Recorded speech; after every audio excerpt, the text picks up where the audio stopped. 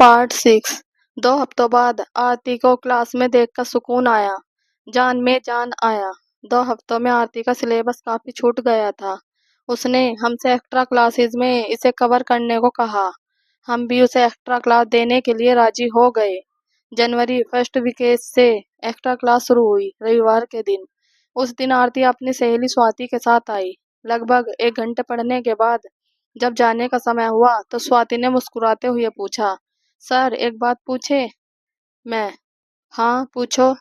स्वाति, आप किसी को पसंद करते हैं?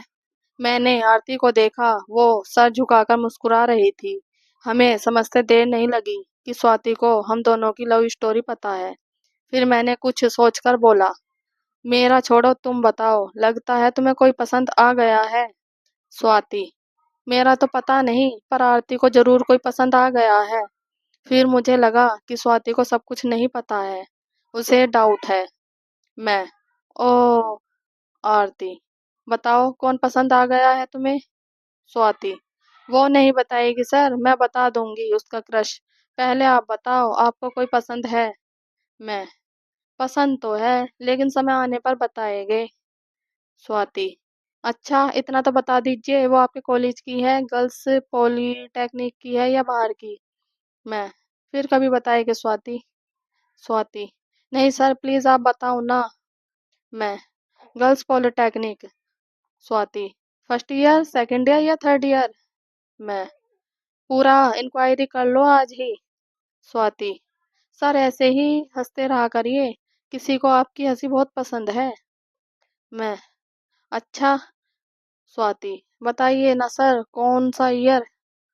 मैं, फर्स्ट ईयर, इलेक्ट्रॉनिक्स ब्रांच है, तुम्हारी बेस्ट फ्रेंड है और तुम्हारे बगल में बैठी है इस समय। स्वाति, वाह सर, आप भी पसंद करते हैं इसको, ये तो बहुत चाहती है आपको। पता है सर, मैंने इसकी डायरी पर आपका नाम देखा, मुझे शक हुआ। मैंने पूछा, ये बता ही नहीं रही थी। बहुत परेशान किए, तब बताई कि अमित सर मेरे क्रश है। मैंने पूछा, वो भी तुम्हें चाहते हैं? तो बोली, उन्हीं से पूछ लेना। तो मैं सोच रखी थी आपसे जरूर पूछूंगी। मैं, चलो अच्छा हुआ जान गई ना, अब यह बात किसी को ना बताना, कम से कम कोचिंग में तो किसी को नहीं। स्वाति, नहीं बताऊंगी सर, मेरी ट्रीट कब मिलेगी? मैं, ठीक है, ट्रीट की प्लानिंग करते हैं। इस तरह से उस दिन के क्लास का द एंड हुआ। स्वाति ने तो हमसे बोल दिया था कि किसी को नहीं बताऊंगी, लेकिन अब यह बात तेजी से फैलने लगी कि अमित सर और आरती का चक्कर चल रहा है। मैंने स्वाति से पूछा तो बोली, सर किसी को नहीं बताई हूँ, बस एक फ्रेंड है स्मृति, उसे ही बताया है। मुझे सब समझ आ गया था कि कैसे ये सब बातें एक दूसरे में तेजी से फैलती है। अब मेरे दोस्त भी मेरे मजे लेने लगे थे, स्टूडेंट्स में भी यह बात फैल गई थी, लेकिन किसी ने मुझसे पूछने की हिम्मत नहीं की थी। लेकिन एक दिन मेरा पसंदीदा छात्र शिखर घर पर आया। वो अक्सर मेरे यहाँ आता रहता था और छात्रों के फीडबैक से मुझे अवगत कराता था। और उस दिन बातों बातों में उसने कहा, सर कुछ बात करनी है आपसे। मैं, हाँ बोलो, क्या बात है? शिखर, सर पता है आपको, आजकल आपके और आरती के चर्चे पूरे कॉलेज में हैं। क्या? शिखर, हाँ सर सही कह रहा हूँ। मैं, कौन क्या कहता है? शिखर, सब कहते हैं, सबको पता है आप दोनों के अफेयर के बारे में। एक दिन अभय ने आप दोनों को विनी रेस्तरां से बाहर निकलते देखा था, वही पूरा कॉलेज में फैलाया है ये सब बात। और सर थोड़ा अलर्ट रहिएगा, अभय ने आरती के भैया जोंटी को भी यह बात बता दिया है। वो बहुत बड़ा गुंडा है और आरती की कोचिंग भी बंद करा सकता है और आपके लिए भी दिक्कत पैदा कर सकता है। मेरी तो फिर से सिट्टी पिट्टी गुम हो गई, क्योंकि जोंटी काफी बिगड़ैल तरह का लड़का था और मैं ठहरा सीधा साधा। उसके बारे में पहले से पता था मुझे, लेकिन मैं आरती के प्यार में इतना मशगूल था कि ये सब चीजों का ख्याल ही नहीं आया। लेकिन अब शिखर की बातें सुनकर मैं सोच में पड़ गया। शिखर, सर टेंशन ना लीजिए आप, अगर कोई दिक्कत होती है तो मैं रजनी भैया से बोल दूंगा, वो जोंटी से बड़ा गुंडा है, वो समझा देंगे तो वह समझ जाएगा। ये सब बातें करके शिखर तो चला गया, लेकिन मेरे लिए एक बड़ा सर दर्द छोड़ गया। अब तो आरती को कॉल करने से भी डर लग रहा था। तभी आरती का कॉल आया। आरती, क्या कर रहे हैं मिस्टर वैलेंटाइन? मैं, कुछ नहीं यार, बस टेंस टू। आरती, क्यों, क्या हुआ? मैं, तुम्हारे भैया कभी कुछ पूछ रहे थे तुमसे?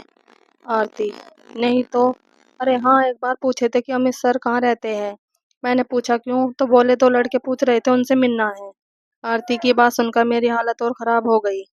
आरती, क्यों, क्या हुआ, चुप क्यों हो गए आप?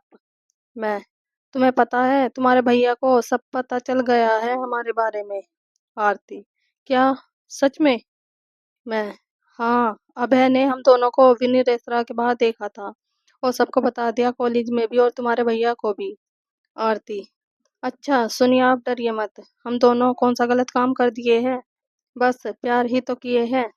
मैं, डर नहीं रहे हैं, डर इसलिए रहे हैं कि कहीं तुम्हारी कोचिंग ना बंद हो जाए, फिर मिलेंगे कैसे? आरती, मैं उनके कहने से कोचिंग आना थोड़ी ना बंद कर दूंगी। खुद घूमते रहते हैं दिन भर, कोई काम धाम करते नहीं है। अच्छा सुनिए, ये सब चिंता छोड़िए, कल रोज डे है ना, याद है ना आपको? मैं, हाँ याद है, एक रोज को रोज देना है कल। आरती, अच्छा जी, रोज तो आप हो। मैं, चलो मैं मार्केट जा रहा हूँ, बाद में बात करता हूँ, bye. Aarti, bye, miss you. मैं, मिस यू टू। आरती की हिम्मत भरी बातों से मुझे काफी राहत मिली। रात के 12 बजते ही आरती का मैसेज आया, happy rose day mister Valentine. मैंने भी मैसेज किया, happy rose day miss Rosie. उस दिन आरती क्लास में 10 मिनट पहले ही आ गई थी। एक दूसरे को रोज जो देने थे, इस तरह हम दोनों वैलेंटाइन वीक के हर दिन 10 मिनट पहले पहुंचकर एक दूसरे को विश किए। बस विश और कुछ नहीं। हाँ, टेडी डे के दिन टेडी, चॉकलेट डे के दिन चॉकलेट भी दिए एक दूसरे को। 13 फरवरी को किस डे था और उस दिन, और 14 फरवरी के दिन क्लास बंद था। 14 फरवरी आने वाला था, उस समय रात के ठीक 12 बज रहे थे। तभी आरती का कॉल आया, ख्वाहिशों के समंदर के सब मोती आपको नसीब हो, आपके चाहने वाले हम सफर आपके हरदम करीब हो, कुछ यूं उतरे आपके लिए रहमतों का मौसम, कि आपकी हर दुआ हर ख्वाहिश कबूल हो, जन्मदिन मुबारक हो मिस्टर वैलेंटाइन। आरती के कशिश भरी आवाज में ये पंक्तियां सुनकर मेरा मन खुशियों से भर गया, या यूं कहे तो दिल गार्डन गार्डन हो गया। मैं, thank you so much sweetheart and happy valentine day. Aarti, सुनिए, मुझे मिलना है आपसे आज दिन में। मैं, खुश होते हुए, सही में? कहाँ मिलोगी? आरती, कोचिंग में। मैं, लेकिन कोचिंग तो बंद है ना? आरती, एकदम बुद्धू हो आप, बंद है तो सही ना, कोई नहीं आएगा, सिर्फ मैं और आप। आरती की इतनी हिम्मत देखकर मैं थोड़ा सरप्राइज था, लेकिन मैंने कोचिंग में मिलने के लिए हामी भर दी। दोपहर के 12:30 बजे मिलने का प्लान था। मैं उस दिन ब्लू कलर की टी शर्ट, सफेद जीन्स, स्पोर्ट्स शूज, वॉच पहन के 12:30 बजे कोचिंग पर पहुंचा। बैठकर आरती का इंतजार करने लगा। मेरा इंतजार 1 बजे खत्म हुआ। आरती आज थोड़े अलग लुक में थी। सफेद T shirt, blue jeans, black dial की रिस्ट वॉच, आंखों में स्पेक्स और कानों में खूबसूरत गोल गोल कुंडल उसकी खूबसूरती को और भी निखार रहे थे। आज वो एकदम बदली बदली सी थी। थोड़ी देर बाद मैंने उसे समोसे और कोल्ड ड्रिंक ऑफर किया, चूंकि कोचिंग आते वक्त रास्ते में मैंने समोसे और कोल्ड ड्रिंक लिए थे। आरती ने कहा, अभी थोड़ी देर बाद खा लूंगी समोसे, और अपने साथ लाए थैले में से उसने एक डब्बा निकाला। उस डब्बे में एक खूबसूरत केक था जो घर पे बनाया गया था।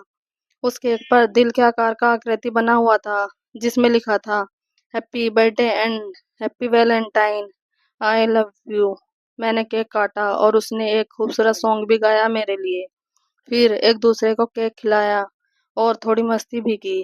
फिर आरती ने अपने बैग से एक गिफ्ट निकाला और मुझे खोलने को कहा। कितना प्यारा गिफ्ट था, मैं शब्दों में बयां नहीं कर सकता।